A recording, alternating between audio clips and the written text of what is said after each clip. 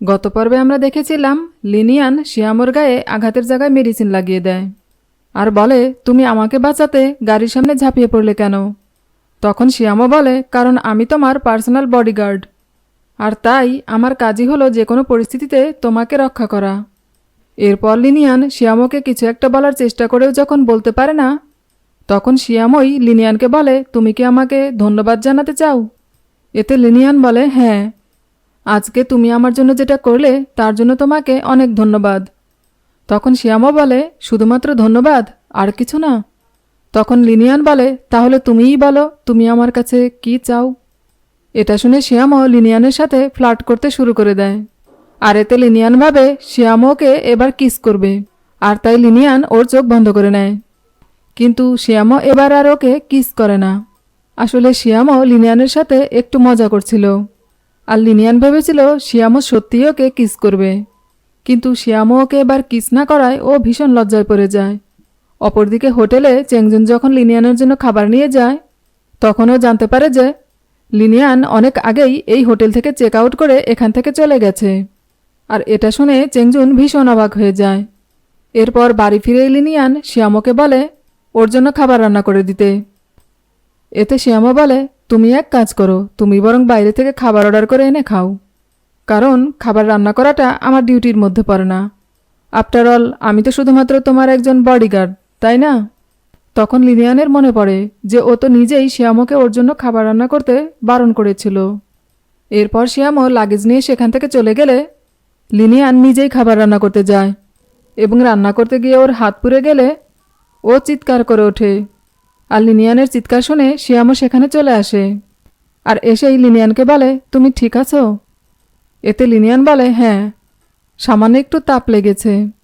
এরপর শিয়ামো নিজেই লিনিয়ানের জন্য খাবার রান্না করতে থাকে, আর বলে, তোমার কি সত্যিই হাতে তাপ লেগেছে, নাকি তুমি আমাকে দিয়ে রান্না করাবে বলে নাটক করছিলে?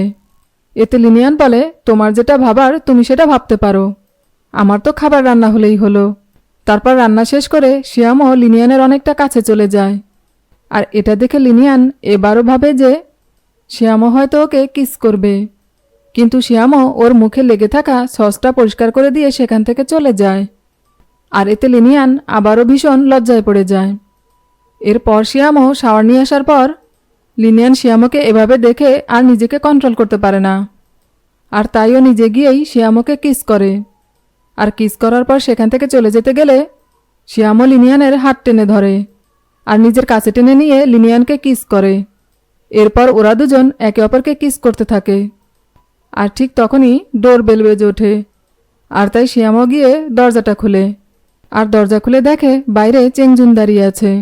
কিন্তু চেংজুন শিয়ামোকে এত রাতে লিনিয়ানের বাড়িতে দেখে ভীষণ অবাক হয়ে যায়, আর তাইও লিনিয়ানকে বলে, এত রাতে শিয়ামো এখানে কি করছে?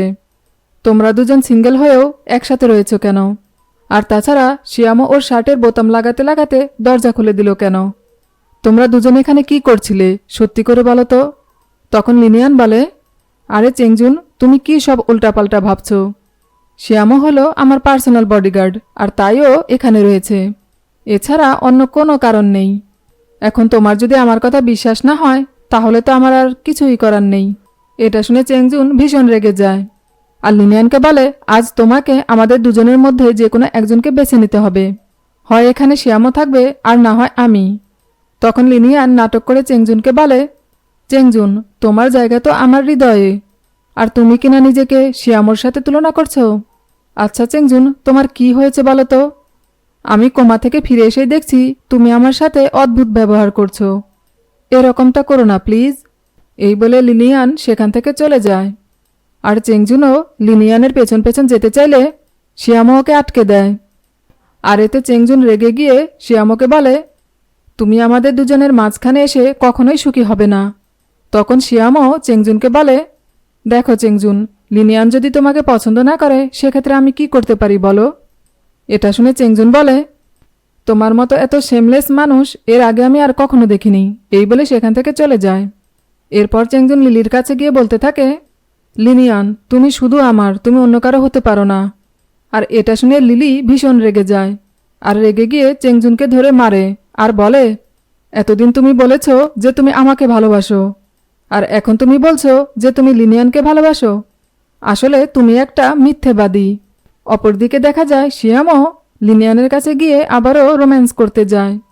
তখন লিনিয়ান শিয়ামকে দূরে সরিয়ে দিয়ে বলে, আমার সাথে চেংজুনের এখনও ব্রেকআপ হয়নি, আর আমি চেংজুনের সাথে ব্রেকআপ করতে পারবো না যতক্ষণ পর্যন্ত না আমি আমার কোম্পানিটাকে ফিরে পাচ্ছি। তাই আমি চাই তুমি শুধুমাত্র আমার একজন বডিগার্ড হিসেবে আমার সাথে প্রফেশনাল রিলেশন রাখো, এর বেশি কিছু না। তখন শিয়ামও বলে, তোমার মনে কি আমার প্রতি কোনো ফিলিংস নেই? এতে লিনিয়ান বলে, আমার কাছে এখন শুধু একটা জিনিসই গুরুত্বপূর্ণ, আর সেটা হলো আমার কোম্পানি। এছাড়া আর অন্য কোনো কিছুর প্রতি আমার কোনো গুরুত্ব নেই। তখন শিয়ামও বলে, তুমি মিথ্যে কথা বলছো। এতে লিনিয়ান বলে, তুমি শুধুমাত্র আমার একজন বডিগার্ড, আর আমি তোমাকে কিছুদিনের জন্য ছুটি দিয়ে দিচ্ছি। তুমি বরং কিছুদিনের জন্য এখান থেকে চলে যাও। এসব কথা শুনে শিয়ামও ভীষণ কষ্ট পায় আর মন খারাপ করে সেখান থেকে চলে যায়। ভিডিওটি যদি আপনাদের ভালো লেগে থাকে তাহলে এর পরের পর্বগুলো দেখার জন্য চ্যানেলটি লাইক, শেয়ার, কমেন্টস এবং সাবস্ক্রাইব করবেন।